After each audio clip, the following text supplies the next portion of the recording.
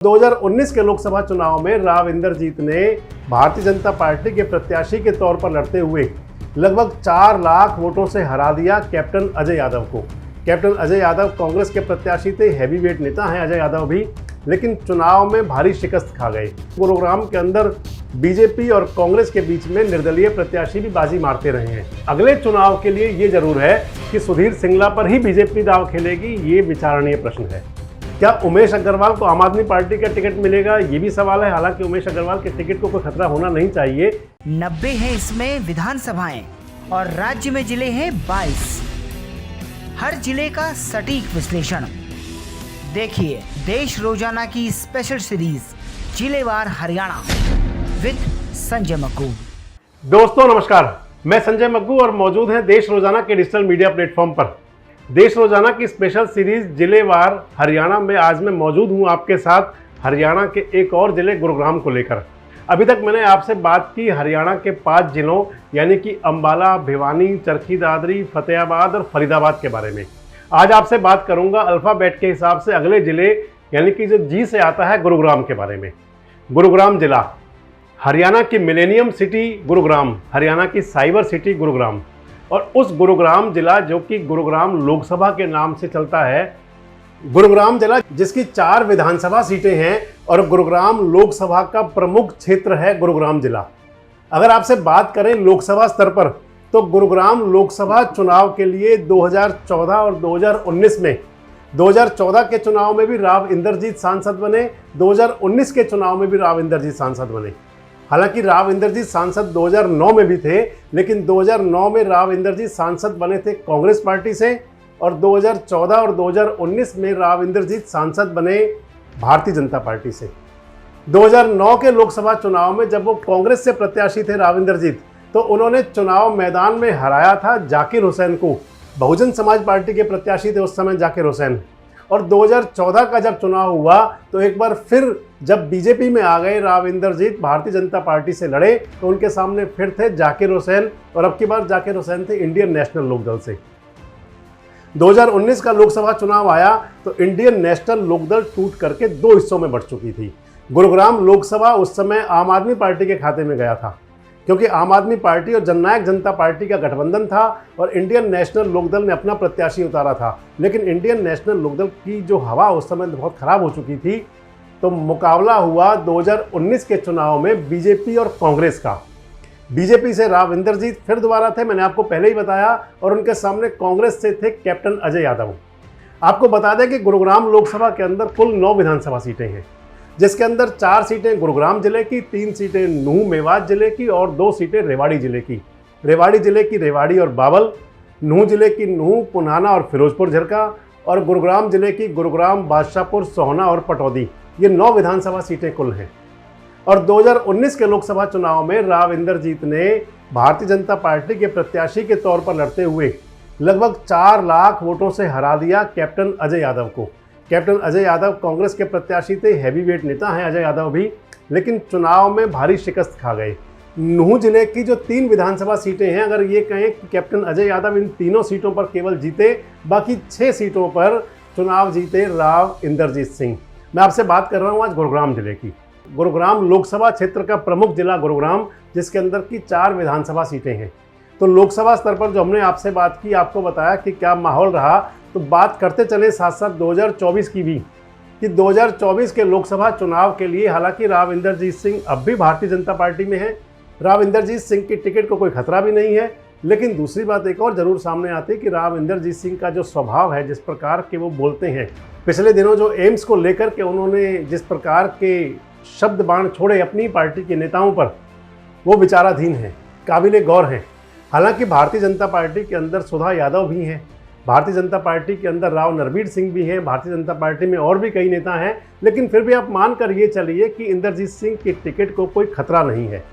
अगर कांग्रेस की बात करें तो कांग्रेस से कैप्टन अजय यादव एक बार फिर अपनी दावेदारी ठोक चुके हैं। कैप्टन अजय यादव कह चुके हैं कि पूरे हरियाणा के अंदर जो चुनाव हारने का जो डर था वो दूसरे नंबर पर उनका था, इसलिए वो मजबूत प्रत्याशी हैं। उन्होंने सबसे अच्छे परसेंटेज में वोट लिया था, अच्छे वोट शेयर लिया था। तो कैप्टन अजय यादव भी दावा अपना पूरा करते हैं अब भी।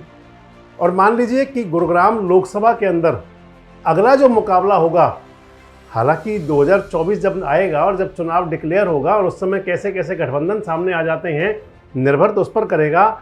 लेकिन ये जरूर मान सकते हैं कि 2024 के लोकसभा चुनाव में भी कांग्रेस और बीजेपी की नज़दीकी भिड़ंत हो सकती है। और अब बात करें आपसे विधानसभा स्तर पर, तो विधानसभा के लिए आप गुरुग्राम जिले में अगर हम देखें तो गुरुग्राम जिले के 4 सीटें हैं विधानसभा की, गुरुग्राम, पटौदी, बादशाहपुर और सोहना। तो सबसे पहले आपसे हम बात कर लें गुरुग्राम की, गुरुग्राम विधानसभा सीट की। गुरुग्राम विधानसभा सीट पे 2014 में भी और 2019 में भी दोनों चुनावों में भारतीय जनता पार्टी के प्रत्याशी जीते। 2014 में उमेश अग्रवाल चुनाव जीते थे, जो इस समय आम आदमी पार्टी में जा चुके हैं। तो 2019 के चुनाव में सुधीर सिंगला यहाँ से चुनाव जीते, पूर्व मंत्री सीताराम सिंगला के सुपुत्र, जो भारतीय जनता पार्टी के कद्दावर नेता रहे हैं। सिंगला जी के यानी कि सीताराम सिंगला जी के बेटे सुधीर सिंगला को जब टिकट मिला था तो एक बारगी तो बात ये चली थी कि क्या सुधीर सिंगला उस मुकाम को हासिल कर पाएंगे जिसको उमेश अग्रवाल ने हासिल कर लिया था। लेकिन सुधीर सिंगला का जो मार्जिन ऑफ गैप था वो और भी आगे जाकर निकला। जो 2019 के चुनाव के अंदर विधानसभा चुनाव में सुधीर सिंगला का मुकाबला हुआ, मान लीजिए कांग्रेस मुकाबले में भी नहीं थी, कांग्रेस तीसरे स्थान पर पहुंच गई थी और सुधीर सिंगला के मुकाबले थे इंडिपेंडेंट प्रत्याशी मोहित ग्रोवर। मोहित ग्रोवर इस समय भी पूरी तरह सक्रिय हैं और सुधीर सिंगला इस समय विधायक हैं। सुधीर सिंगला ने बड़े अंतर से हराया था मोहित ग्रोवर को। और अगर आप बात करें 2014 के चुनाव की, जब 2014 के चुनाव में इलेक्शन में उमेश अग्रवाल प्रत्याशी थे बीजेपी के, तो उनके मुकाबले जो प्रत्याशी थे वो इंडियन नेशनल लोकदल के गोपीचंद गहलोत थे। उस चुनाव में भी कांग्रेस तीसरे नंबर पर रही थी। और अगर इससे पहले 2009 के चुनाव की बात कर लें तो 2009 के विधानसभा चुनाव में यहाँ से विधायक बन गए थे सुखबीर कटारिया, निर्दलीय प्रत्याशी के तौर पर।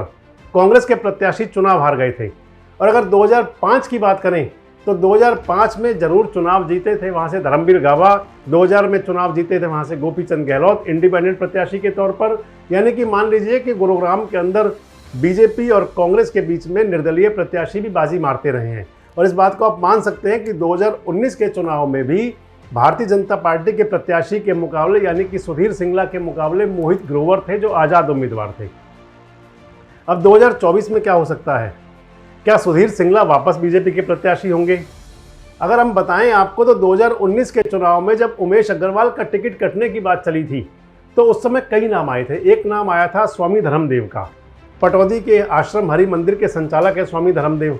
स्वामी धर्मदेव एक बार लोकसभा का चुनाव भी लड़ चुके हैं इंडियन नेशनल लोकदल की टिकट पर। राजनीति में अच्छी रुचि रखते हैं, मुख्यमंत्री मनोहर लाल के बहुत नज़दीक हैं और आजकल भी उनके जो पोस्टर बैनर वह आपको गुरुग्राम के अंदर दिख जाएंगे। तो वही बात आएगी, क्या सुधीर सिंगला वापस प्रत्याशी होंगे और या फिर बीजेपी किसी और नए चेहरे पर आ सकती है? क्या बीजेपी से भगवाधारी आ सकते हैं और या कोई और नेता हो सकते हैं? बहुत सारे सवाल हैं। और जब टिकट वितरण होगा उस समय बातें जरूर चलेंगी। लेकिन ये जरूर है कि सुधीर सिंगला हालांकि मजबूत प्रत्याशी रहे हैं, चुनाव अच्छे से जीते, उनका पिता भी बीजेपी में थे। लेकिन अगले चुनाव के लिए ये जरूर है कि सुधीर सिंगला पर ही बीजेपी दांव खेलेगी, ये विचारणीय प्रश्न है। क्या उमेश अग्रवाल को आम आदमी पार्टी का टिकट मिलेगा? ये भी सवाल है। हालांकि उमेश अग्रवाल के टिकट को कोई खतरा होना नहीं चाहिए, क्योंकि आम आदमी पार्टी के अंदर वे अरविंद केजरीवाल के मार्फत एंट्री करके गए हैं। तो गुरुग्राम विधानसभा क्षेत्र का आप मान के चलिए कि मुकाबला तो वहाँ आपकी बार बीजेपी और कांग्रेस के प्रत्याशी का होगा। कांग्रेस के प्रत्याशी कौन हो सकते हैं, बीजेपी के प्रत्याशी कौन हो सकते हैं, दोनों पार्टियों के नए चेहरे होंगे या पुराने चेहरों पर टिकट आजमाई की जाएगी, ये सारे विचारणीय सवाल हैं। अगला अगर विधानसभा क्षेत्र आए तो अगला विधानसभा क्षेत्र आता है सोहना। सोहना और तावड़ू ये मिलकर के विधानसभा क्षेत्र बना है। सोहना तावड़ू विधानसभा क्षेत्र के अंदर गुजर मतदाता भी हैं, मेव मतदाता भी हैं, राजपूत मतदाता भी हैं। सभी तरह से मिलजुल करके किसी समय पर ये मेव मेजोरिटी का विधानसभा क्षेत्र हुआ करता था और अब ये विधानसभा क्षेत्र इस समय मिला जुला बन चुका है। सोहना विधानसभा से जो चुनाव जीते संजय सिंह, और संजय सिंह ने चुनाव में हराया जननायक जनता पार्टी के रोहताश खटाना को। मैंने आपको पहले ही बताया कि मिली जुली सीट है।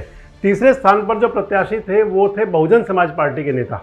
इस समय बहुजन समाज पार्टी के जो प्रत्याशी थे आजकल नेपथ्य में हैं। चर्चा उनकी ये है कि वो इंडियन नेशनल लोकदल में जा सकते हैं।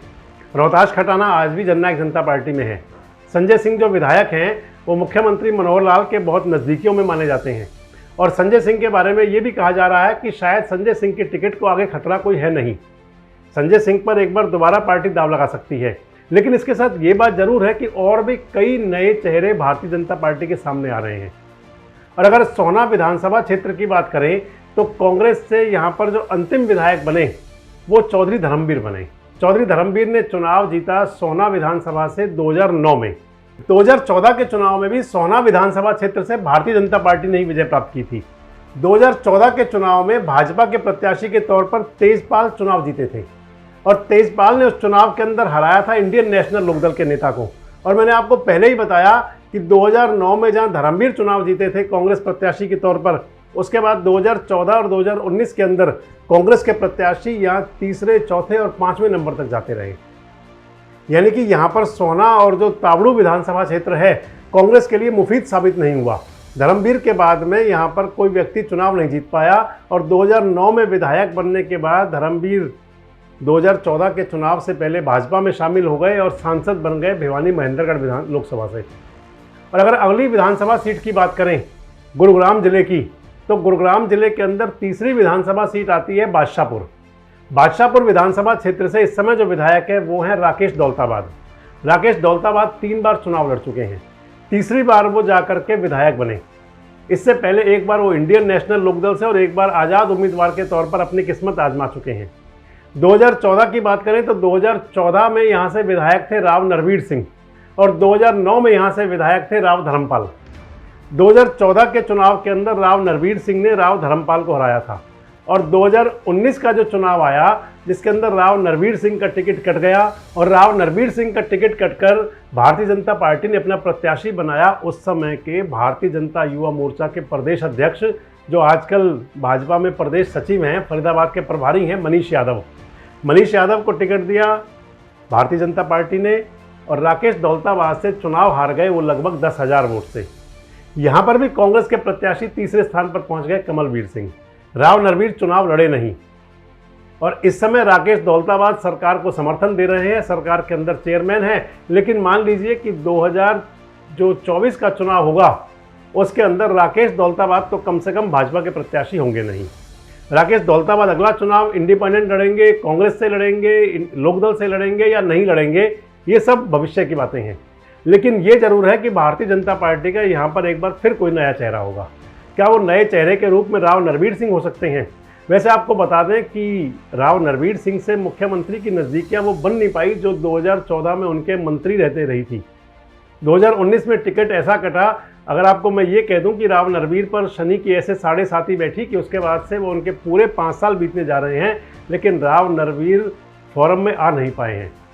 पिछले दिनों चर्चा चलती थी कि ओम प्रकाश धनखड़ जो भाजपा के प्रदेश अध्यक्ष थे, जो आजकल राष्ट्रीय सचिव हैं, चर्चा चलती थी कि वे भी बादशाहपुर से चुनाव लड़ सकते हैं। और अब बहुत ज़ोरों से चर्चा इस बात की है कि जो मुख्यमंत्री के ओएसडी हैं जवाहर यादव, जिनकी चर्चाएं ये हैं कि उनको प्रदेश के संगठन में भेजा जा सकता है, भाजपा का प्रदेश महामंत्री बनाया जा सकता है, और चर्चा ये है कि वो बादशाहपुर से चुनाव की तैयारी भी कर रहे हैं। अगर जवाहर यादव को टिकट मिलता है तो फिर राव नरवीर क्या करेंगे? क्या राव नरवीर सिंह कांग्रेस में जा सकते हैं? जब आपसे विधानसभा स्तर पर चर्चा करने आएंगे तो आपसे बादशाहपुर के बारे में विस्तृत चर्चा करेंगे। लेकिन ये जरूर मान लीजिए कि बादशाहपुर के अंदर भारतीय जनता पार्टी का भी और कांग्रेस का भी दोनों का प्रत्याशी नया हो सकता है। नए चेहरे पर दोनों पार्टियां उतर सकती हैं। और अगर अगले विधानसभा की बात करें तो अगला विधानसभा आता है पटौदी। पटौदी से 2019 में चुनाव जीते सत्यप्रकाश जरावता, मुख्यमंत्री के बहुत नज़दीक हैं। पटौदी विधानसभा क्षेत्र को कभी ये माना जाता था कि राव इंदरजीत सिंह का वो प्रभाव का क्षेत्र है, लेकिन 2019 के चुनाव में मुख्यमंत्री मनोहर लाल ने एक नया प्रयोग किया था। 2014 में यहाँ से भारतीय जनता पार्टी की प्रत्याशी थी बिमला चौधरी और वो चुनाव जीती थी।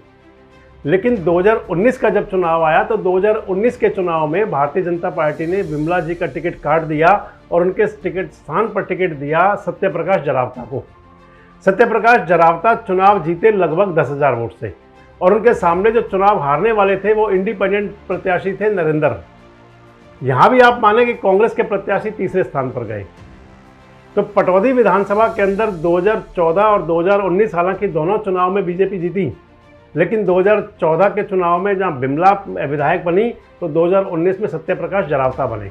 और अब जब 2024 की तैयारी है तो मान लीजिए कि पटौदी से एक बार फिर से बीजेपी के चेहरे के तौर पर तो सत्यप्रकाश जरावता ही हो सकते हैं, क्योंकि मुख्यमंत्री के नज़दीक भी हैं, मुख्यमंत्री के सिपा सलार भी हैं, मुख्यमंत्री के नवरत्नों में भी शामिल हैं, सीएम की गुड बुक में भी हैं। तो इसके बाद मान लीजिए कि सत्यप्रकाश जरावता के टिकट पर कोई खतरा दिखता नहीं।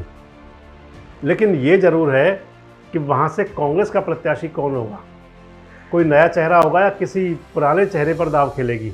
चौधरी उदय भान के नज़दीकी रिश्तेदार हैं वहाँ से जो चुनाव लड़ते रहे हैं, सुधीर चौधरी, वो कितने प्रभावी होंगे। मुकाबला तो यहाँ भी मान लीजिए कि कांग्रेस और बीजेपी के अंदर आकर रुक सकता है। लेकिन ये ज़रूर है कि जहाँ बीजेपी का प्रत्याशी वही पुराने विधायक रहेंगे सत्यप्रकाश जरावता, तो कांग्रेस किसी नए चेहरे पर आ सकती है। तो ये हमने आपको बताया गुरुग्राम जिले की चारों विधानसभा सीटों का समीकरण कि हालात किस प्रकार के बन सकते हैं। आप ये मान लीजिए कि गुरुग्राम जिले की चारों विधानसभा सीटों पर अगर जिस प्रकार के हालात आज के हैं, अगर इनके अंदर कोई बदलाव नहीं होता, कोई नए गठबंधन नहीं बनते, तो फिर मान लीजिए कि इन चारों विधानसभा सीटों पर जो मुकाबला हो सकता है वो बीजेपी और कांग्रेस के प्रत्याशियों में आमने सामने का मुकाबला हो सकता है। अगर सोहना की बात करें तो क्योंकि सोहना के अंदर जेजेपी का प्रत्याशी पिछले चुनाव में दूसरे नंबर पर था, लेकिन आप उसे समझ सकते हैं कि वो वर्तमान हालात वैसे नहीं है, उस समय की परिस्थितियां कुछ ऐसी थी। क्योंकि जो रोहताश खटाना वहाँ से जेजेपी के प्रत्याशी थे, वे खुद हैवीवेट नेता है और उस समय उनको टिकट मिला नहीं था। जेजेपी से वो चुनाव लड़ लिए थे, उससे पहले कभी वो कुलदीप बिश्नोई के नज़दीकी भी रहे थे। लेकिन ये ज़रूर मान सकते हैं कि अगर जो फिर से आपसे कह रहे हैं कि जो आज के हालात, अगर इन्हीं हालातों में चुनाव हुआ तो गुरुग्राम जिले की चारों सीटों पर जो मुकाबला होगा वो भारतीय जनता पार्टी और कांग्रेस के बीच होगा। और आज भी अगर आप ये कह दें कि यहाँ पर भारतीय जनता पार्टी के प्रत्याशी कहीं 21 रह सकते हैं, तो ये कोई बड़ी बात नहीं है। तो आज की वीडियो में हमने आज के इस कार्यक्रम में आपसे चर्चा की जो जिलेवार पॉलिटिकल समीक्षा का हमारा चल रहा है। हमने आपसे बात किया गुरुग्राम जिले की। कल आपसे बात करेंगे अगले अल्फ़ाबेट पे आकर के, यानी कि हिसार जिले के बारे में। तब तक के लिए हमारे साथ जुड़े रहे, देखते रहें देश रोजाना।